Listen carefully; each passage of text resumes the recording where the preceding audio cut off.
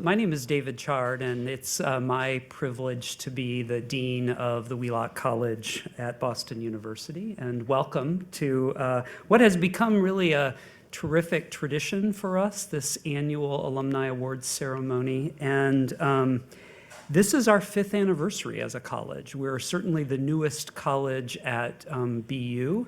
And as many of you know, the merger of two historic institutions, the School of Education and historic Wheelock College. In the early days, we struggled to get people to come to this Alumni Awards event because we were just sort of trying to lift it off the ground and create a new tradition. And now we find with the Alumni Awards Committee, it's really kind of taken on a life of its own and has become very meaningful for us. And so in a minute, I'll tell you a little bit about why it's so important, but I would not be a good dean if I didn't tell you some great things about our college that have happened in the last 5 years and why we're proud to be a part of this institution.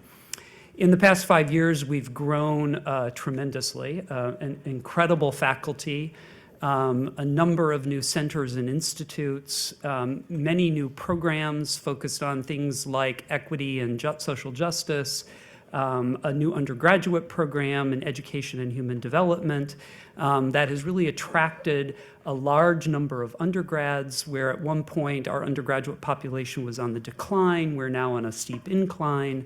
And while many ed schools across the country are struggling to recruit students at the graduate level, our graduate population has remained steady, and we anticipate growth in the coming years. We have a BU Wheelock magazine. If you are an alum, you should be receiving this magazine. If you aren't, let me know. This issue, it came out last December, has won a National Design Award. So we're very proud of our team of marketing folks who use that magazine to communicate to our alumni and our supporters, as well as other colleagues around the country, about the great things that are happening at BU Wheelock. This weekend, if you're around, we have a number of activities going on, particularly on Saturday. We have just undergone an enormous renovation of our buildings, so we'll have a ribbon cutting to the lobby of the new BU Wheelock building. We'll have a traditional Lucy Wheelock tea, which some of you were involved in creating that tradition as well. There is a larger, what we call Big BU, a Big BU alumni event on Saturday evening, and one of our alums is receiving one of the Big BU awards. Unfortunately, he won't be with us because he is not able to leave his home, but we will still celebrate his being acknowledged. And then we have a dinner tomorrow evening from 6 to 8 on the Hawes campus, which some of you will remember as part of the Wheelock campus in Brookline. So if you haven't RSVP'd, you can also see us about potentially joining us for any of those events. We'd love to see you. Will there be cake at the ribbon cutting? Yes. Let them eat cake. Will there be cake at the ribbon cutting? Something? Yeah, okay. Why is an Alumni Awards event so important to us? There are really two reasons. The first reason is, of course, that we get to acknowledge the contributions, the leadership, the dedication of a group of people that once they leave us, we don't know what they're going to do. And what we've learned is that there's no end to the incredible things that our alumni are doing once they leave BU Wheelock. So that's one reason. The other reason is that they exemplify what we as a college are trying to be through their lives. They help to illustrate the kind of transformation we want to see in the kinds of systems where children and families are living and growing and developing. So it really becomes a way for us to exemplify what we hope our work does when you're here and that you carry on as you leave. So before I pass the spotlight to Addie, who will take over and MC the event, I want to do two things. I want to thank the Alumni Awards Committee. This is actually a volunteer job, and it requires tremendous work and care to make sure that the kinds of people that we want to spotlight are the right people, and we get good nominees and are able to acknowledge them. And then I also want to thank Mary Ellen Medallo, who is our events planner at BU Wheelock and does a fabulous job putting this event together every year. Addie, all yours. Thank you, David. Thank you so much, David. Again, my name's Addie. I'm the MC of the evening. I think it was because nobody else said yes, and Mary Ellen knows how to twist my arm. No, I'm just kidding. I am very fortunate to be the chair of the Alumni Committee. So it's a committee made up of some faculty, staff, and some previous award winners. So keep that in mind for a little later when I ask you to join the committee tonight. It's truly an exciting job and an honor to get to read all of the wonderful work that our alumni are doing in their communities and in their fields. And we're really excited every year to present these alumni awards to such passionate and dedicated individuals. So thank you all for joining us tonight. Before we get into some of our awards, we have a very special recognition tonight. The name Rick Hoyt is distinctly recognizable in the Boston community, and we are incredibly proud to call him one of our alumni here at BU Wheelock. His organization, the Hoyt Foundation, works to build the individual character, self-confidence, and self-esteem of individuals with disabilities. And we are so fortunate not only to have one of his family members here tonight, but to have someone within our community that worked directly with him. They're gonna come up and say a few words about Rick, but before they do, I wanna invite you all to take a peek at your programs. We have some instructions in there and encourage and invite those who are willing and able to donate to the Hoyt Foundation. As we honor Rick tonight, we would like to draw your attention to this so that we can continue to contribute to where his legacy and his work lives on. So those are all in there. If you have any questions, you can approach us at the end of the night. But now I would love to invite Donna Lear, one of our faculty members, up so she can tell us a little bit more about Rick. Thanks, Addie. Thank you. So this is an alumni event. I'm not an alumni, but I'm emeritus. I kind of feel like an alumni, and it feels like a reunion because I haven't seen some of these people in a long time. So I'm very happy to be here. So hello, everyone, especially those people closest to Rick. Thank you so much for being here. I was really pleased to be asked to present at this event and to talk about Rick. But I'm going to talk about me first because, yes, I'm that self-centered.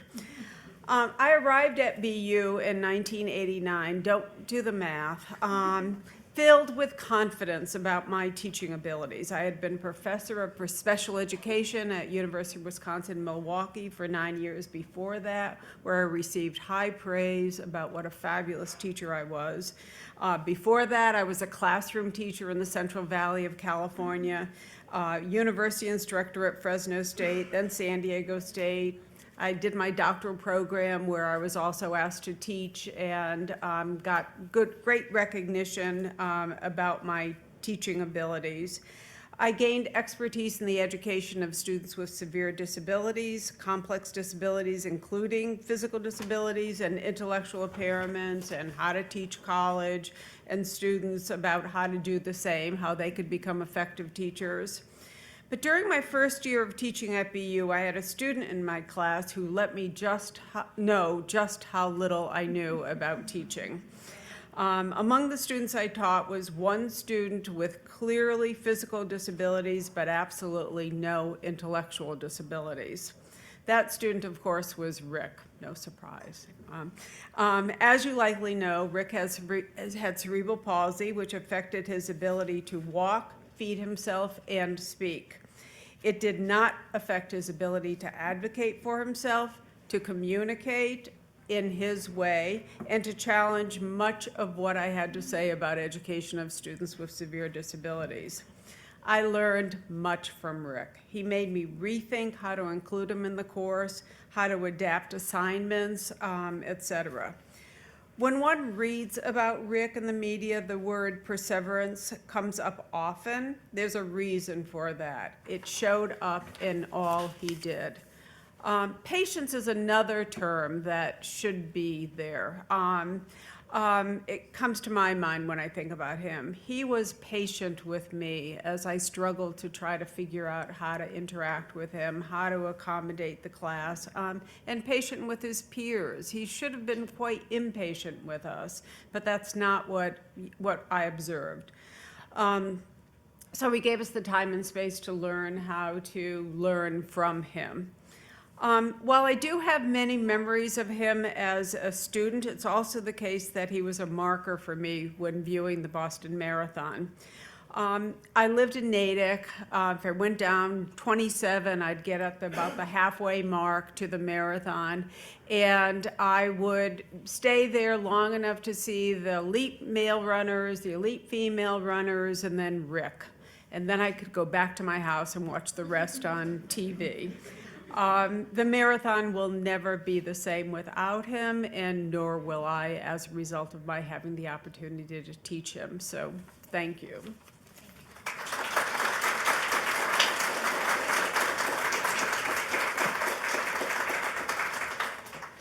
At this point, I believe we have some members in the audience who are here to accept an award on behalf of Rick. Are they still here?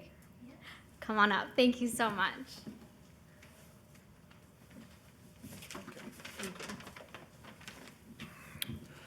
Thank you. On behalf of the Hoyt family, Team Hoyt, and the Hoyt Foundation, I accept this award in Rick's honor.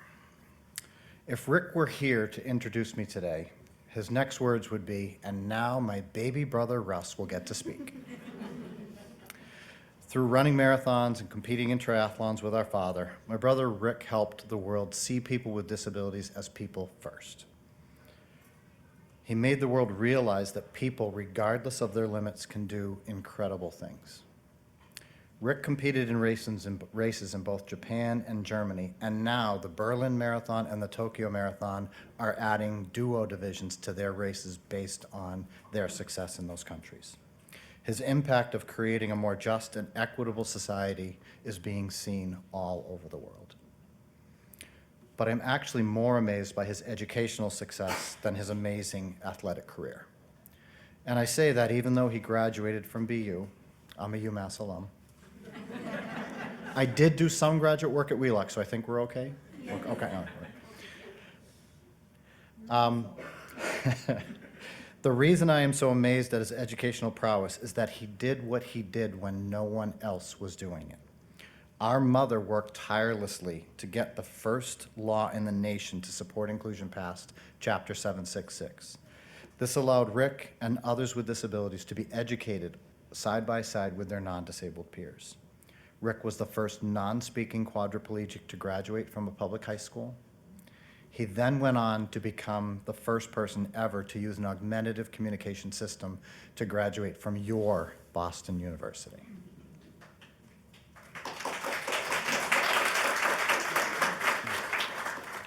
Rick's degree was in special education, and he truly did educate the world. He asked our mother if he could go to school like his brothers, and Mom said, "Yes, you can." He asked our father, "Dad, can I run in races just like everyone else?" And Dad said, "Yes, you can." I challenge each of you here today to elevate the standards of excellence in your chosen field by asking yourself, what's one hard thing I can do to make that happen? Then ask yourself, can I do it? You know the answer? Yes, you can. Thank you.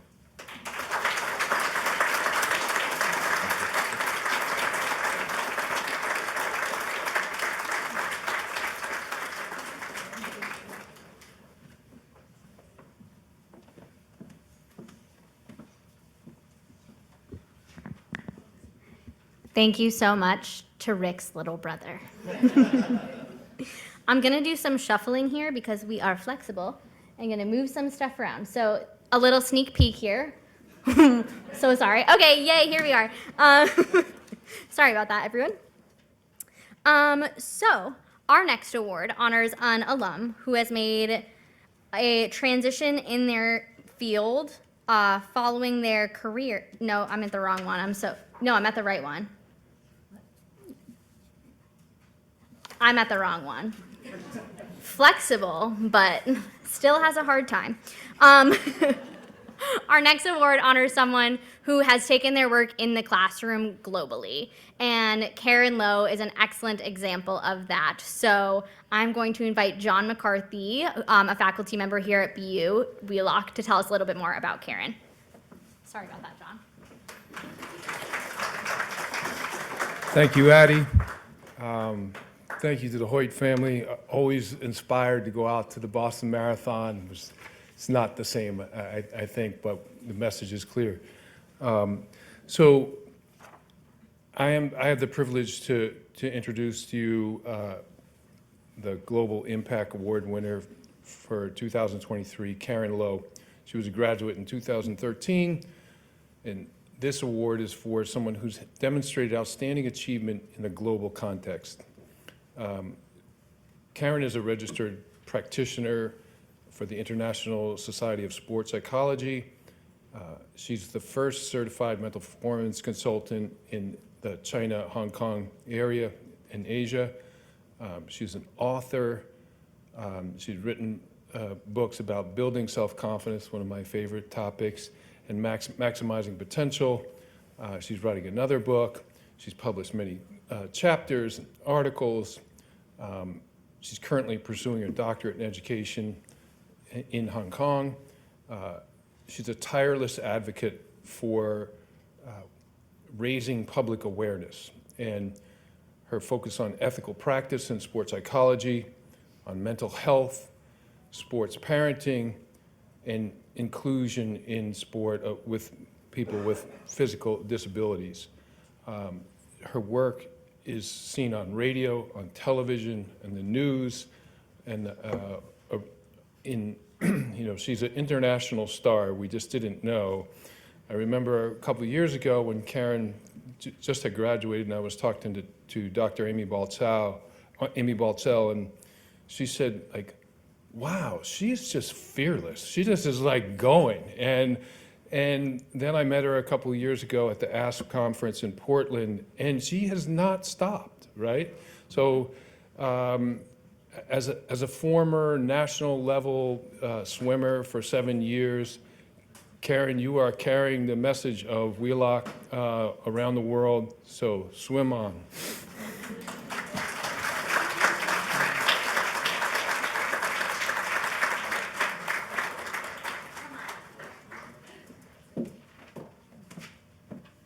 You're so welcome. You're so welcome.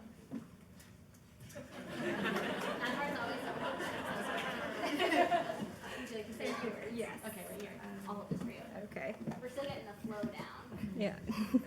Thank you, Coach Mack, for the kind words. Hello, everyone, guests, professors, and friends of Wheelock. Oh, is this working? Okay, yeah. I'm very, very humbled to be receiving this Global Impact Award. Around 15 years ago, I actually had a semi-serious conversation with my mom about my career. And I was in my first year at university in Hong Kong. She was not pleased that I picked psychology as my major. What are you going to do with a psych degree, she asked. I didn't want to disappoint her by saying that there were actually the psych-related jobs in Hong Kong were few and far between. So I just said, I don't know.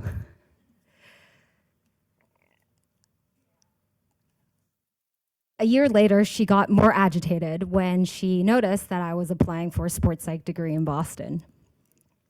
What are you going to do with a sports psych degree, she said. I don't know. I actually don't do well with uncertainty. I wasn't even sure if Hong Kong was ready for my dream, but as a former competitive athlete, I was trained to be stubborn and chase after my dreams. So I did. I came to Boston alone and scared. I was literally fresh off the boat, first time on American soil. I was very envious of all my American classmates because they all trained competitively at the high school level and had worked with sports psychologists at the high school level. So they knew exactly what this degree entailed. I, on the other hand, had no idea, and had no idea what I was doing half the time when I was here. But BU opened doors for me that I'd never dreamed possible, and I was able to go back to Hong Kong, in a town where sports psychology was still gaining traction, and to start my own little private practice. 10 years have passed in a flash, and as I continue to practice with cultural humility, I'd want to take this opportunity to thank my family, the professors that have taught me, and the friends that I have had the pleasure of meeting here. Congratulations to all the other award recipients. I'd like to give you my 2 cents and say continue to stay stubborn, because I've learned that it will get you somewhere. I've also made peace with the fact that my mom still doesn't really know what I do, and that's okay too. So thank you, and go Terriers.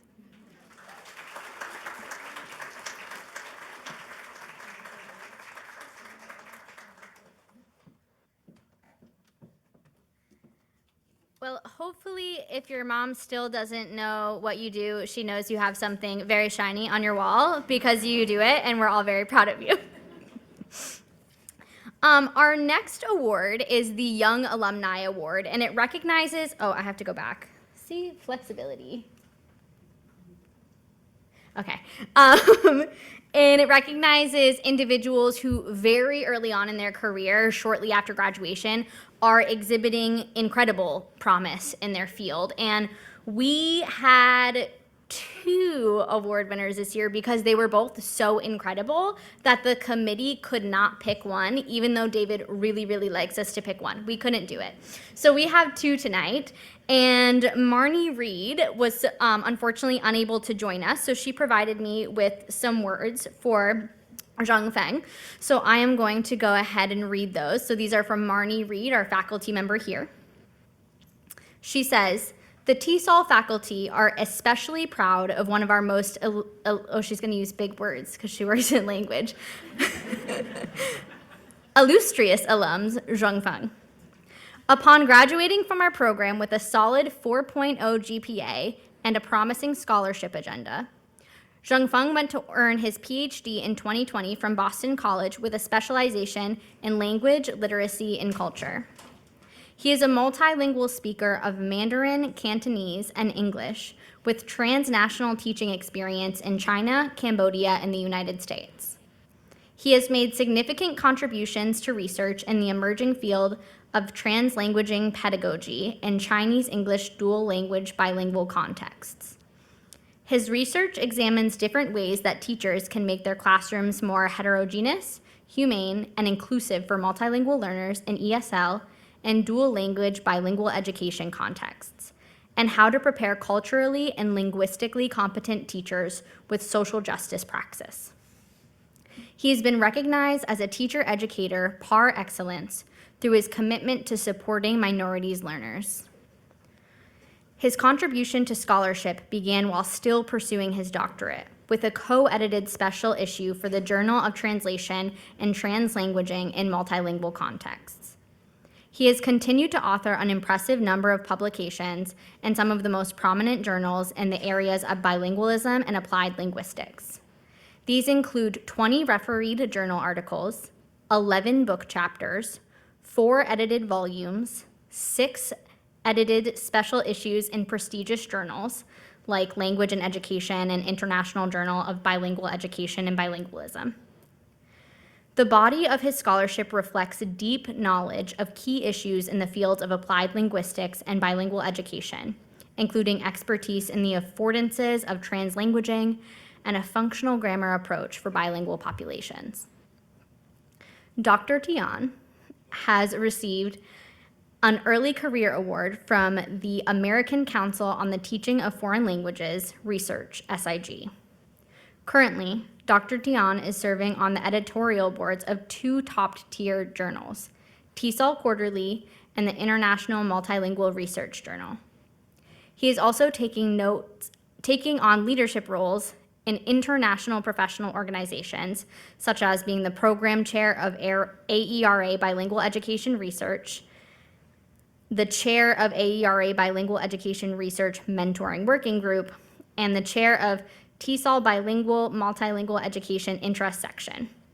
He has also reviewed articles for many peer-reviewed journals, such as Bilingual Research Journal, TESOL Quarterly, and Applied Linguistics, International Journal of Bilingual Education and Bilingualism, and international conference proposals such as AERA, NABE, AAAL, and TESOL. He has completed grant proposals for the National Science Foundation and book proposals for Springer.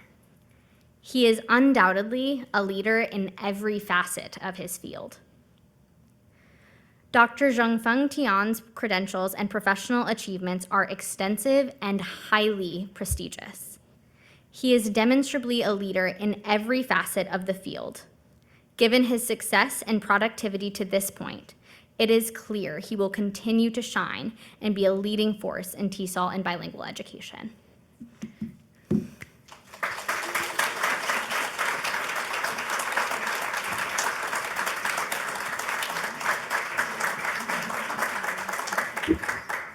Good evening, everyone. I'm so honored to receive this BU Wheelock Young Alumni Award this year. Thank you, BU Wheelock, for this recognition. It actually means a lot to me because BU has always been a special place in my heart. I not only completed my master's degree here, but also came back during my PhD time and took quite a few courses here. I'm always feeling home when I'm surrounded by the BU community. I would like to thank my nominators, Dr. Sunny Manchu Lau and Dr. Sabrina Sambianti, who are my great mentors, colleagues, and friends, for their unwavering support to help me become who I am today. I am a language researcher and a teacher educator who promotes multilingualism and multiculturalism in education.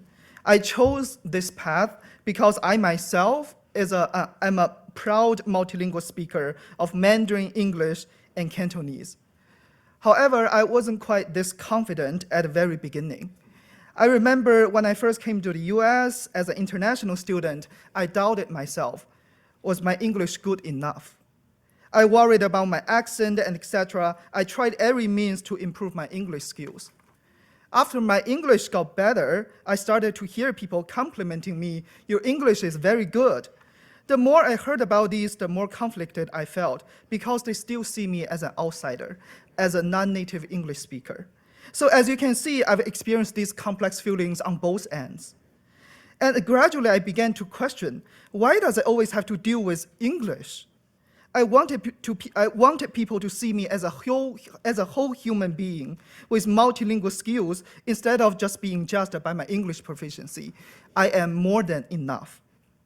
There are so many people in the society, especially students from marginalized backgrounds. They have limited resources and opportunities because their own culture and linguistic backgrounds are not fully valued. Therefore, I want to create a more inclusive and equitable learning environment for all students where they can survive and thrive with their multilingual talents. This is what I do with my research and teaching. I worked in Texas for 3 years, and now I'm very excited to be back to the Northeast region, where I am closer to my family, friends, and community here. So tonight, my family, they are sitting there with me. I wanted to say, I love you all so much. My husband, my parents-in-law, and my sister-in-law who couldn't be here tonight. I want to thank my dad, who's in China now, and my late mom. I hope I make you proud. 我永远爱你们，谢谢你们的支持和无私的爱。As Chicana scholar Gloria Anzaldúa put it, I am my language. Until I can take pride in my language, I cannot take pride in myself.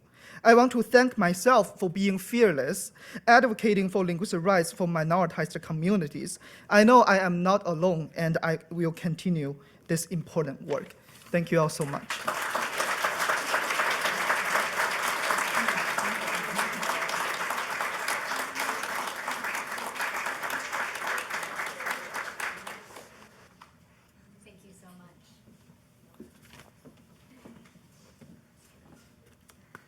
Thank you. I need a drink of water after that one. You do so many amazing things, and I wasn't prepared to read them all. Thank you so much. So here at BU Wheelock, we have people that do kind of two sides of the spectrum. We have those that go into research and educational research, and we have those who work in the classroom, and we celebrate and see the passion and the drive and all of the hard work that goes into both. And so our next award is doing work in the classroom in the greater Boston area, and I would love to invite our speaker to come introduce us to Cinique.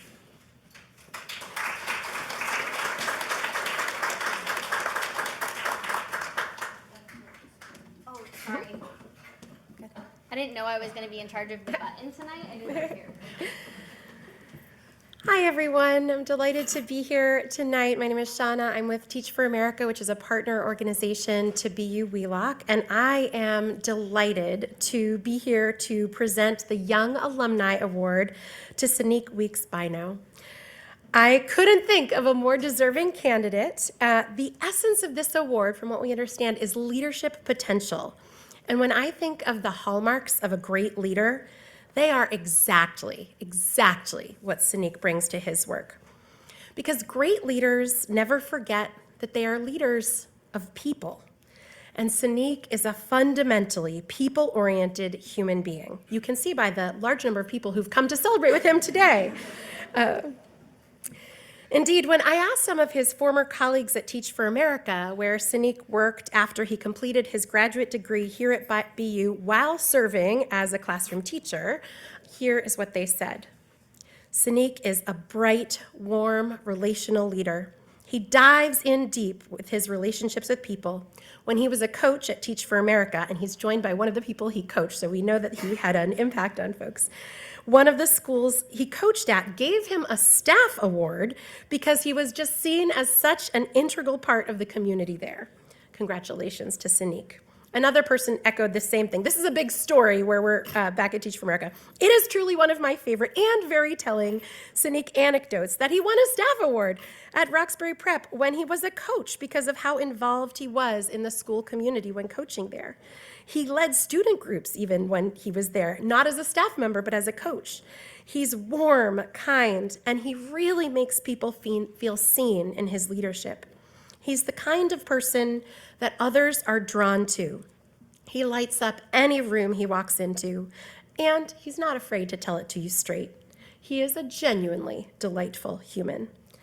Another person shared, he's a strong listener, and the teachers he coached consistently named that they felt supported, valued, seen, and encouraged by him. As a colleague, Cinique brings energy and humor to every space. And already in his leadership role at Brooke, he has strong relationships with his students who also feel supported, connected, and encouraged by him. I want to echo this last point. When I recently met with a student of Cinique's, she shared that she would not have made it through the school year without the support of Mr. Weeks. Imagine that. This is an 8th grader saying that without the support of Mr. Weeks and knowing that she had a safe space in his office, she would not have made it through the year.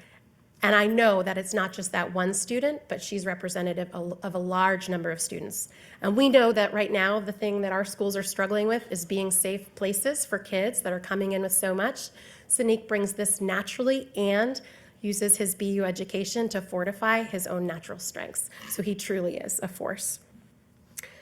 Leaders are people who make others feel seen and known. Cinique brings this to his work. He's brought it to his work with teachers, and he brings it to his work in schools, both as a classroom teacher and now as an administrator.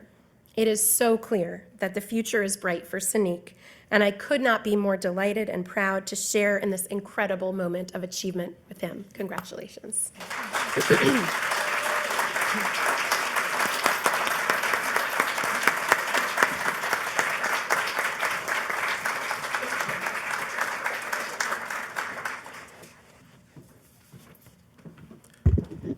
Thank you, everybody. So I was a little nervous to come up here and tell people that before I went to BU, I went to BC because we know the rivalry.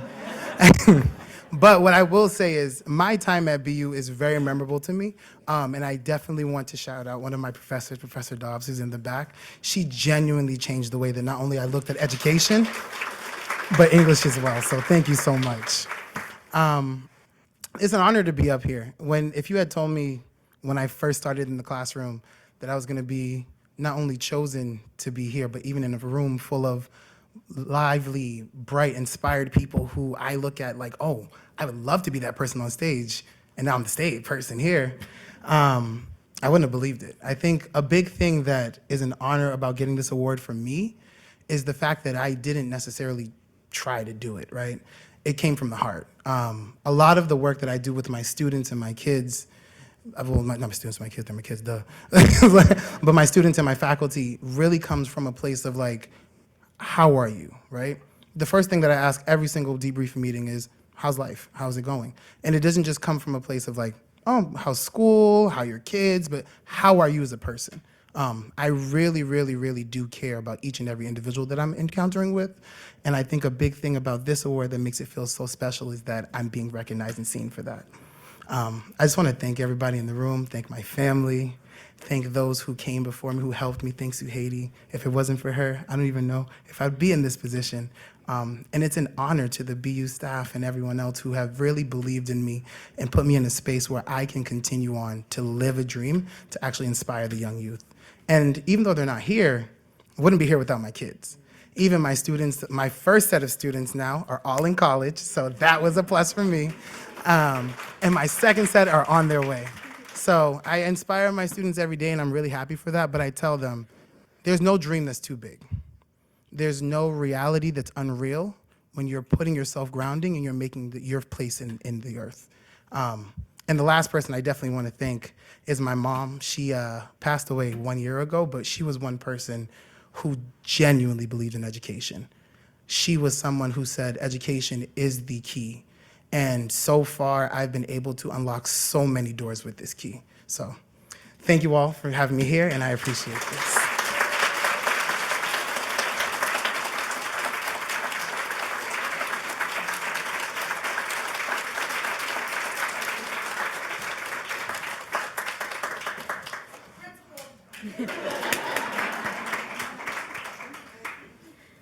When you said he lights up the room, you were not kidding.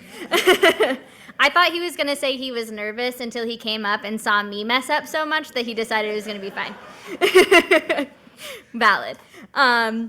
So we have alumni that are doing incredible work in their field, and we also get to recognize some alumni who are doing incredible work within our alumni community. So I'm very excited to introduce you to the winner of our Distinguished Contributions to the Alma Mater Award, and Carol is going to come up and tell us a little bit more about Kyla.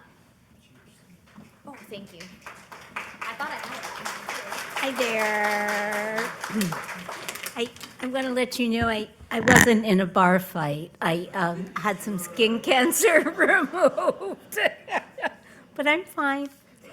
And actually, I teach young children, and of course, they're like, "Why does your face look like that?" And I had to explain, and one of them said, "Did the doctor use a scalpel?" And I said, "Yes." 4 years old, he was asking.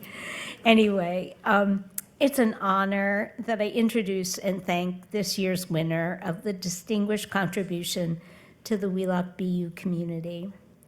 Kyla McSweeney, undergrad 94, master's 97. After graduating in an active class, and they continue to be active, yes. Kyla worked in Roxbury as a Head Start early childhood educator. She returned to Wheelock. She obtained her MED. She noted the need for institutional policy and justice to happen in the field of early childhood education, and she went to law school, attaining her Juris Doctorate. After working in the legal field, she returned to Wheelock, where she became the director of the Alumni Office. After her successful tenure, she moved on to directing a child care center at Newton Wellesley Hospital. She now works in comprehensive system supports with the Department of Early Childhood Education.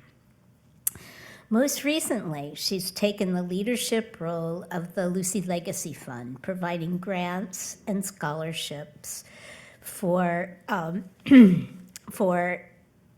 I'm sorry, I lost my place here. Providing grants and scholarships for current early childhood graduate students and innovative alums.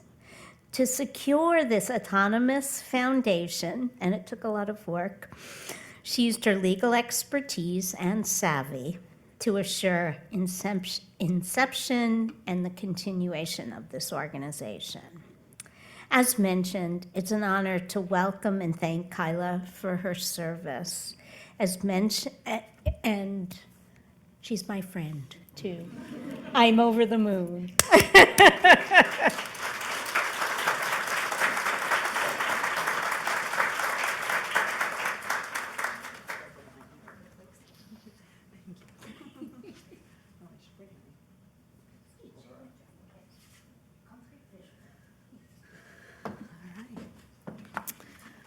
So as Carol said, we're here to talk about Lucy's Legacy Foundation.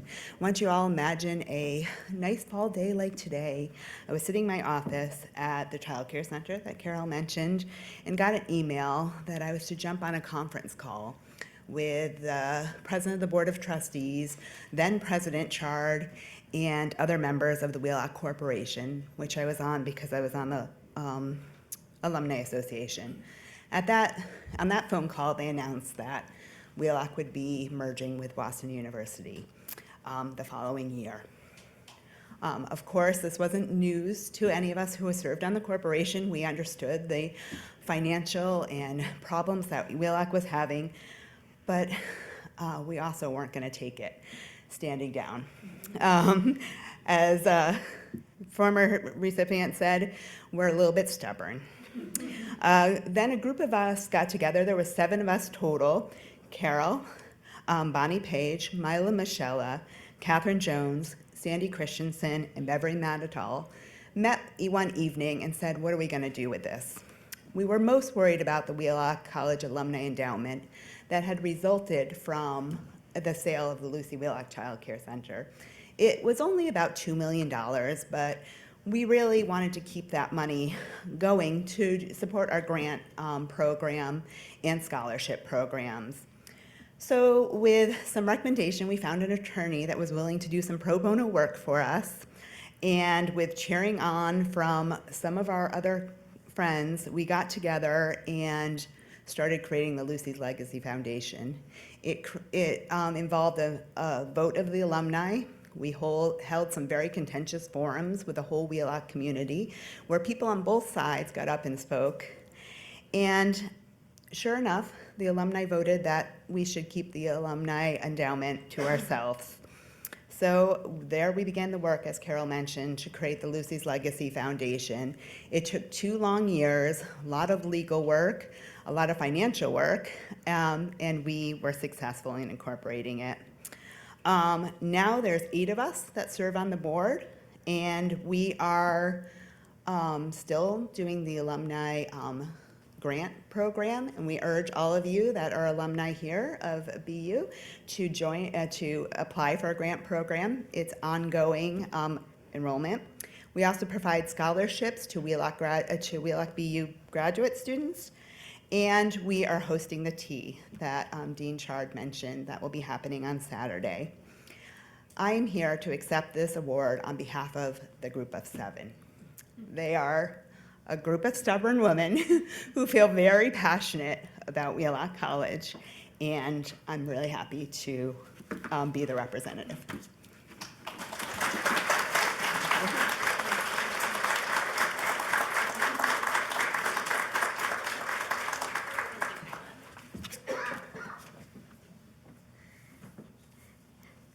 So I just want to get like a survey out after of how many Wheelock alumni would refer to themselves as stubborn, and I will be checking yes. So our next award is a newer award. I think this is the 3rd or 4th year that we're granting it. And we came up with this award when we realized that so many people were using BU Wheelock as a launch pad for changes in their career. So our next award is called the Trailblazer Award, and it really exemplifies someone who has done just that. And Jane Lanick is going to announce our next award winner, Nicole Homerin.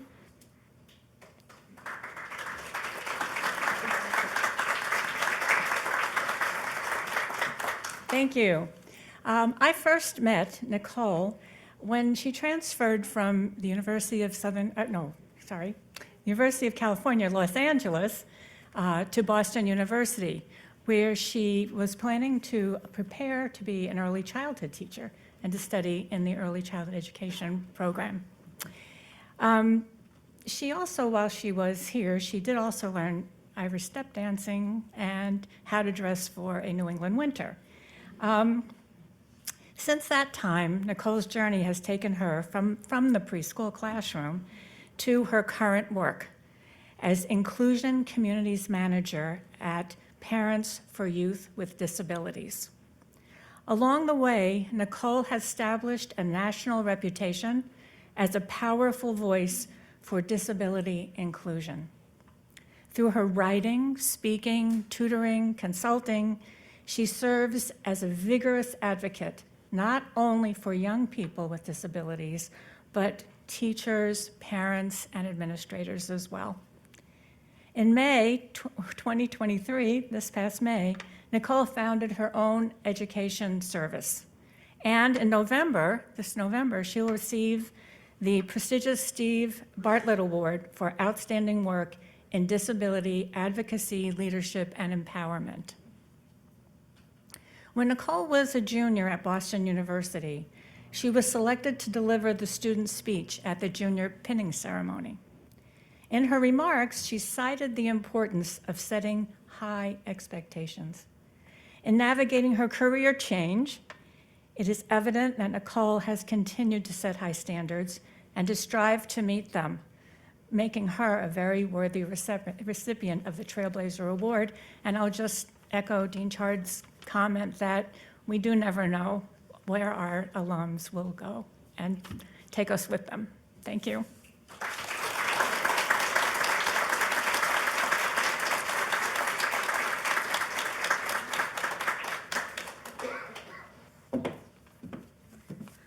Thank you so much, Dr. Landick. Good evening, alumni, faculty, staff, friends, and family. Thank you so much for this incredible honor. I guess you could say I was born a trailblazer. I always had my own way of thinking and crafting quite a unique educational career. As Dr. Landick said, I landed in BU in January 2012 from LA as a transfer student. Side note, I do not recommend moving from LA to Boston in January. Probably not the wisest. I distinctly recall my first advising meeting with Dr. Landick, who informed me that we would have to work on my perfectionistic nature, as that was not suitable for a career as a teacher. I'm a recovering perfectionist.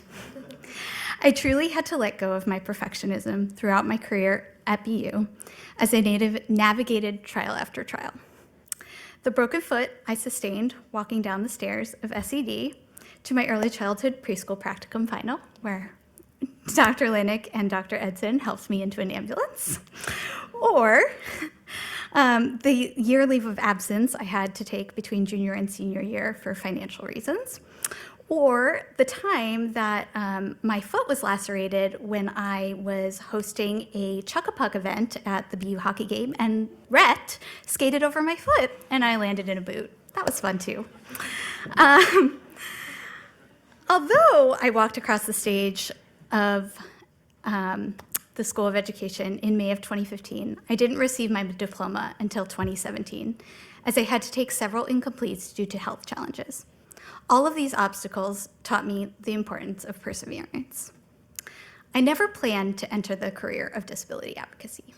I gave the junior pinning speech, as Dr. Landick said, in 2013, with the mindset that I would always be a teacher.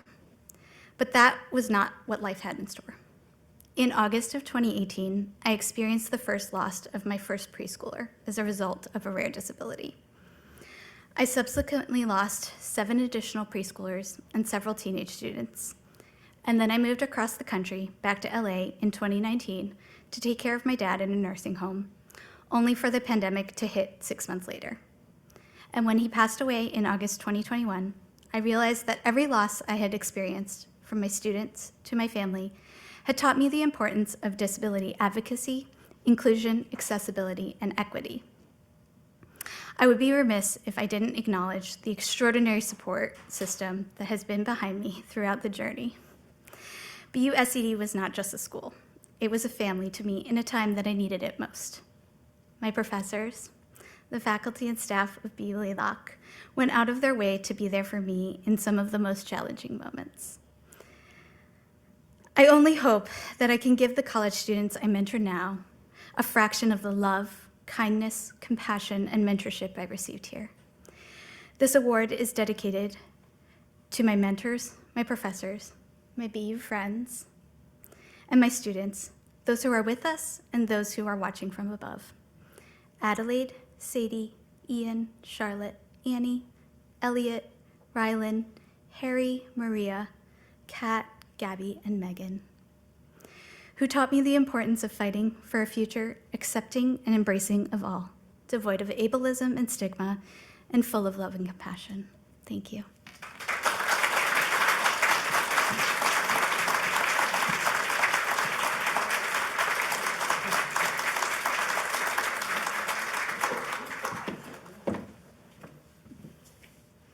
Thank you so much, Nicole.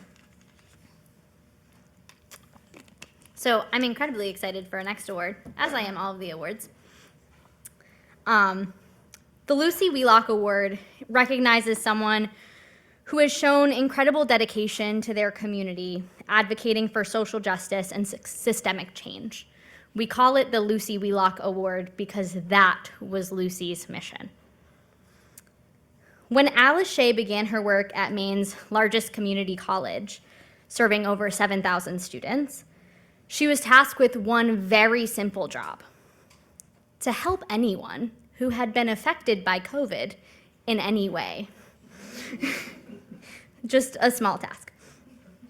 She quickly realized that there was one community among our population that needed support the most. They were facing significant challenges in terms of access to educational resources, finances, housing, food security, so many other things, so many necessities that many of us here take for granted. This is the state's new Mainer population, those who have been forced out of their home countries and are seeking asylum in Maine. And they quickly identified Alice as a key resource on campus. Alice will always tell you that these students are among our most resilient community members in the entire state, and she's right. I also know that some of that resiliency has rubbed off on her because her job is not an easy one. She has been instrumental in developing remedial preparation classes for students entering high-demand fields, securing access to English language acquisition support, education technology, extending our campus's food bank to meet the needs of these students. And more than that, she served the community with the passion, but also ignited that passion in everyone that she works with. Alice had shared at one time with the college's executive team that she had helped secure housing for a student, but that student was moving into an empty apartment. Securing housing in Maine right now is impossible. It is challenging. And this student had defeated this impossible task and was incredibly grateful to be moving into an empty apartment. And when she shared that with the executive team and how important this move was, they were inspired. And our entire executive and dean staff met that afternoon on a Friday, banded together, tapped into all of their communities, and by that evening had an apartment full of furniture for that student because Alice advocated for them. The president of our college showed up at her apartment in a U-Haul the next day with furniture and built her bed frame. That wouldn't have happened if it wasn't for Alice's advocacy. And that is one small example of all of the work that she's done at SMCC to impact the community. The work that Alice does with the New Mainer and greater SMCC community, as well as the drive that she shares with the rest of the college, can't go unnoticed.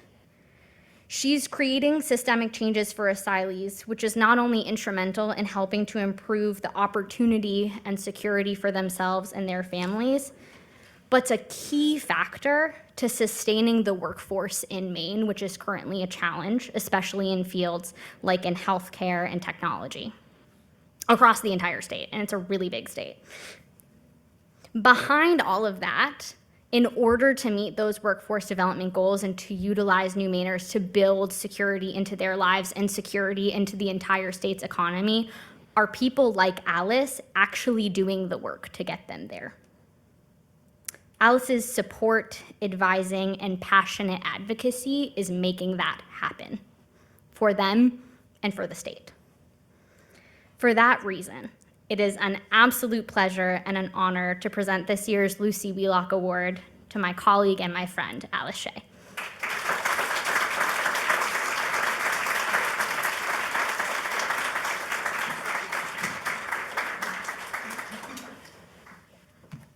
Thank you. It's truly an honor to stand before you all today. I'm proud to receive the award alongside such an exceptional and talented group of people. I'm deeply humbled by your kind words, Addie. I could not do the work I do without the immense support I receive from the remarkable people in my life. From my family, whose unwavering support and love have held me up during challenging times and inspired me with their own contributions. To my husband, Bruce, who steadied me every day through everything again and again. Thank you. I'd also like to thank Maine's Governor Janet Mills, who's made a once-in-a-generation investment into education through the Maine Free College Initiative and the Maine Jobs and Recovery Plan. Through these programs, my position is funded to support individuals who have traditionally been pushed out into the margins of our community, including new Mainers, women, formerly incarcerated, BIPOC students, and many others.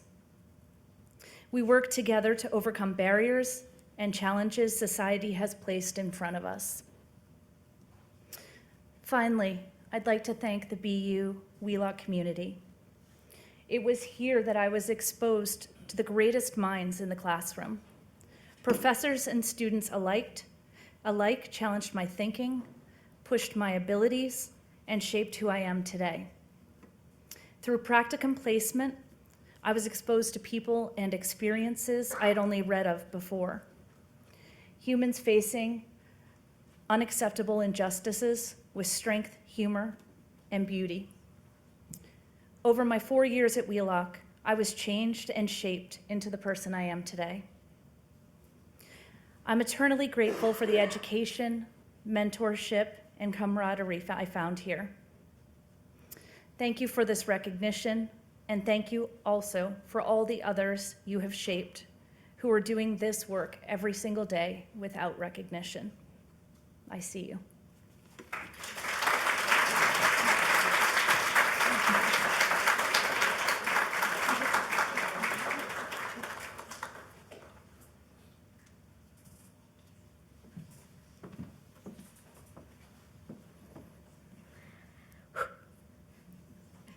So many awesome people doing so much awesome work.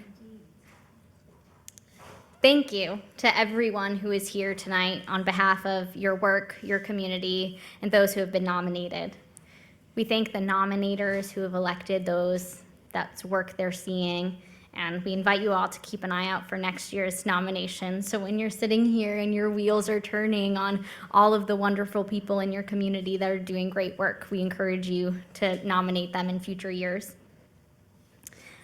We wouldn't be here without the entire awards committee. We have Carol, Jamie, Mary Ellen, Sophia, myself. We have Ivana and Jen Bryson, who are unable to make it tonight. Did I get everyone? I did. Oh. There we go. I did get everyone. And Eleonora. She'll forgive me. So they all put in an incredible amount of work. If you see them tonight, please express your thank you. Many of these folks are historic award winners who have come back to join us. So if you're sitting here tonight while you're feeling extra excited, please keep that in mind. We would love for you to join us next year.